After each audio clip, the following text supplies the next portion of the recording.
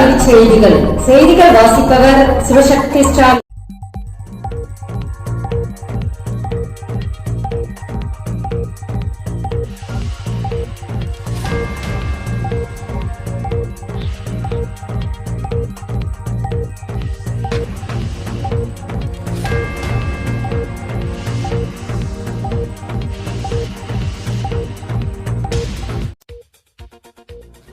பத்தொன்பதாயிரம் ஆசிரியர் பணியிடங்கள் 2026க்குள் நிரப்பப்படும். அமைச்சர் அன்பில் மகேஷ் பொய்யாமொழி தகவல். 19,000க்கும் மேற்பட்ட ஆசிரியர் பணியிடங்களை உடனடியாக நிரப்பப்படும் என அமைச்சர் அன்பில் மகேஷ் பொய்யாமொழி தெரிவித்துள்ளார்.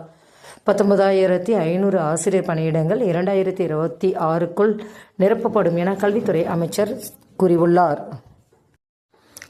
எண்ணும் எழுத்தும் பயிற்சி தேதி மாற்றம். எண்ணும் எழுத்தும் பயிற்சி தேதி மாற்றப்பட்டுள்ளது. மேலும் விவரங்களுக்கு பள்ளிக்கல்வித்துறை இணையதளத்தை பார்க்கலாம்.